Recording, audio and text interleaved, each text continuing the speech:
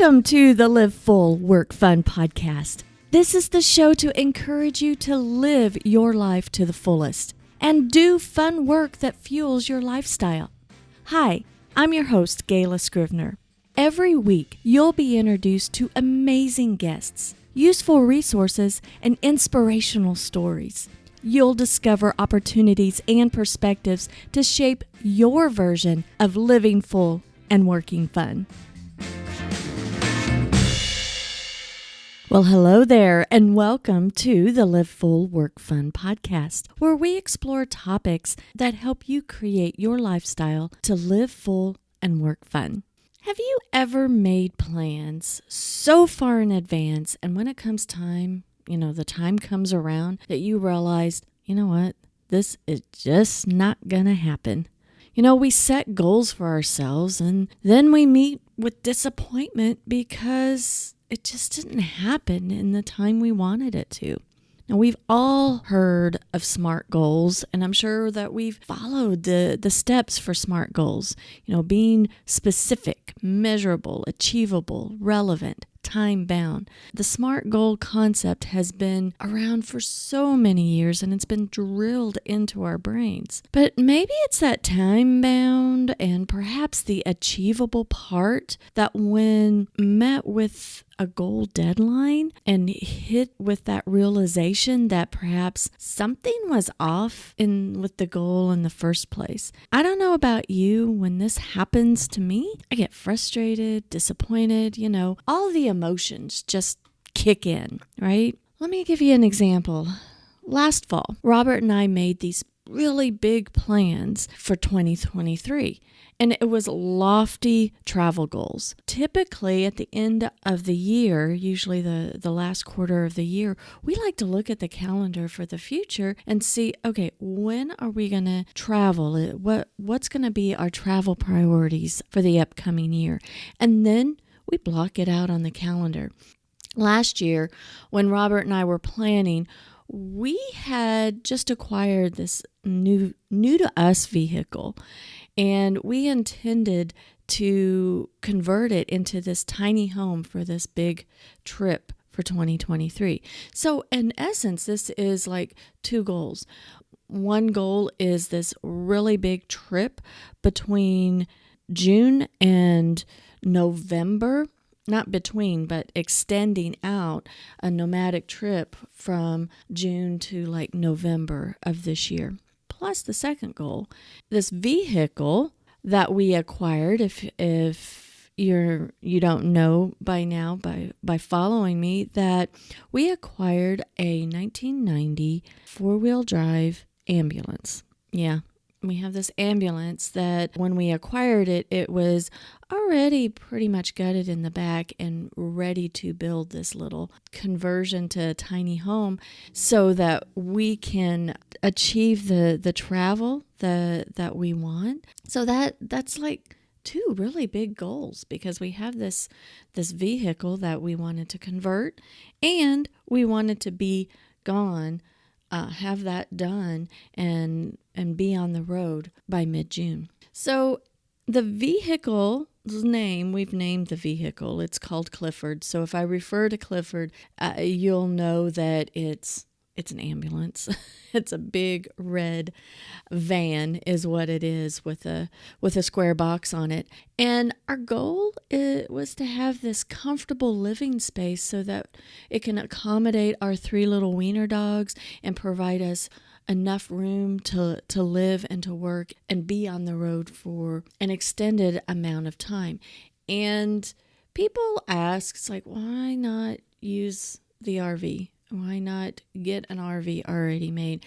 And it's like, no, RV is not the kind of travel that we like. We like to get off-road and into forest, and, it's just kind of our style of how we do things. So I am recording this now in July, and you know what? The build is still coming along, but slow.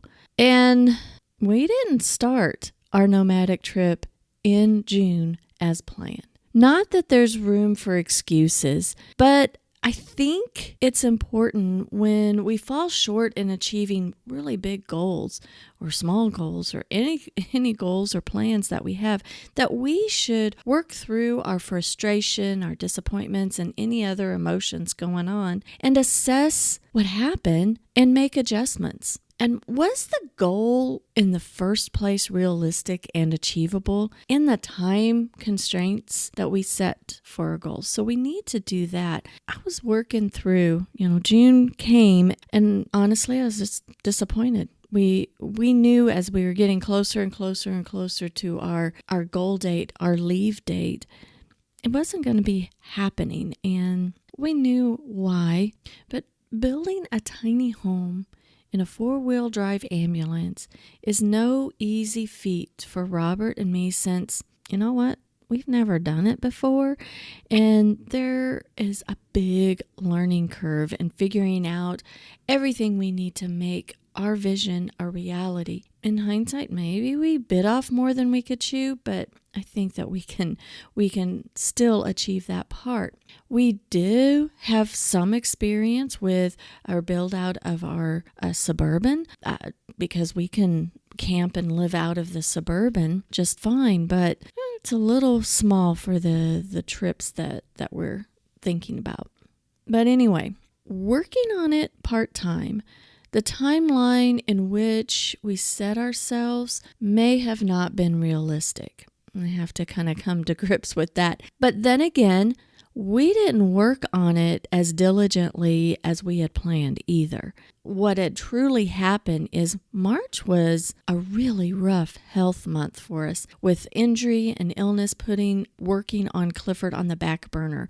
Then during that time, we decided to move up the priority list of prepping our RV to sell. We have a 38-foot diesel pusher RV that we've known that we've wanted to sell for a long time, for the last, 3, maybe 4 years. But it's just left there sitting, and it was time to do the work that we needed to. And, we traded the time of what we originally thought we would work on Clifford and put our efforts into the RV. So when assessing why a goal wasn't achieved, I'm not making excuses on everything. I just am being realistic. Okay, this is what happened in this time frame between the first of the year and now. I think during the assessing part, don't look at always the stuff that didn't happen, the negative stuff. I think it's important to look at what good did come out of setting the goal in the first place.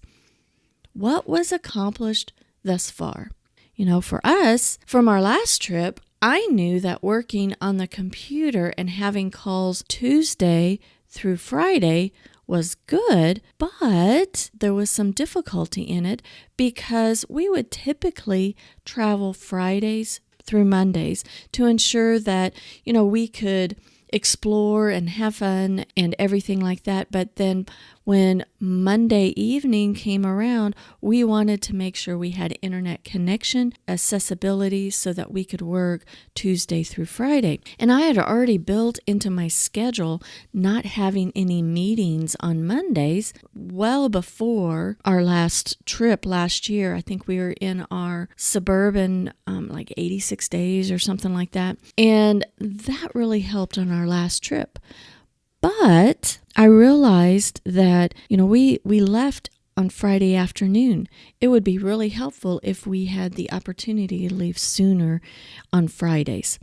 So way at the first of the year, I started implementing a no meeting Fridays and moving my standard reoccurring meetings with clients and podcast recordings and all of that, prospect meetings, to be in the constraints of Tuesday through Thursday.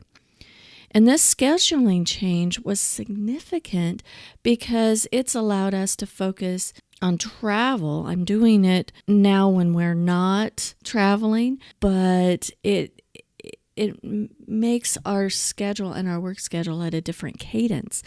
And I can tie up loose ends of projects before, we hop on on the road on Fridays and then prep for Mondays before the official work week of Tuesday through Thursday starts.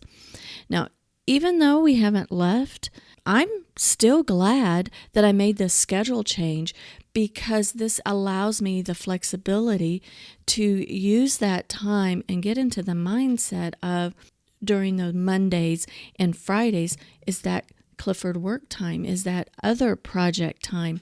And it's really helped on my mindset. So I'm already prepping for the nomadic travel, even though I'm staying still. And I think that's a really good thing that's happened, that's come out of that. If we did not set that goal of leaving for June, I probably would not have my Fridays blocked right now and would have still set in my prior routine. So I'm glad to get that launched and actually changing that and having my official office hours and official meetings Tuesday through Thursday has really helped with my productivity. So I love that. Another opportunity that I see is slowing down on the Clifford build has given us time to rethink the layout and how things should be put together in Clifford. And to us, I think it's going to be a better build instead of rushing in and just, throwing things here and there. I want it to be really nice. It doesn't look like we've gotten much accomplished in our build out, but we really have. And I have to remind Robert of that. There is so much that we have done that's going to be covered up with insulation and wallboard. It's just slow going. The goal of our trip from June to November this year is scrapped, and I'm okay with that. But the goal in completing our tiny home conversion within Clifford is adjusted. The timeline of completion is extended, and the way that we're going about it is just a little bit different. Scrapping this year's travel plans, though, yes, at first I was a little disappointed. Well, truth be told, a lot disappointed. And I was frustrated that Clifford wasn't coming along as fast as what my mind had. But stepping back, assessing things, scrapping those travel plans this year has opened up other opportunities. And I don't have room for disappointment anymore. The opportunities like seeing my grandson more often. And by the way, he's like a 12-hour drive for me, so it's not like going down the street and seeing him more often. To me, that is super important, and I am so glad for that. Another great opportunity is that I have the bandwidth to launch a new product in August, which I'll be telling you more about in the weeks coming. But just because we scrap a goal does not mean that there's not other opportunities. I tell you all of this that even though our original plans may not happen on the exact day and the exact time that we anticipate, slowing down, pivoting, and making changes to get something else knocked out first may make the long-term goal work better and is super beneficial.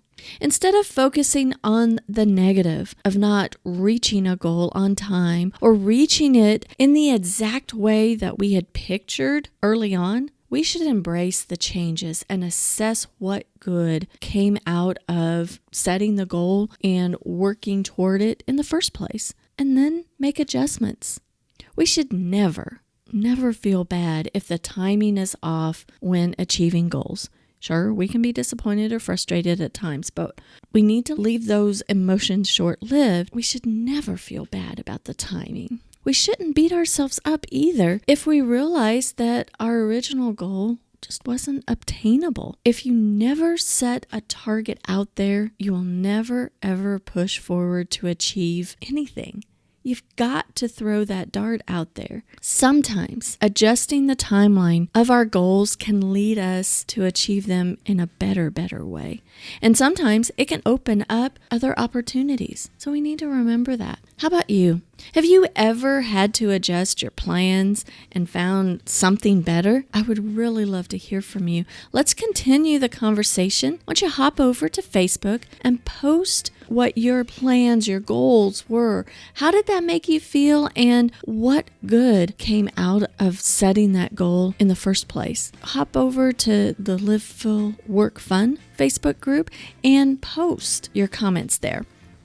Well, thanks for listening. Until next time, have a fantastic week.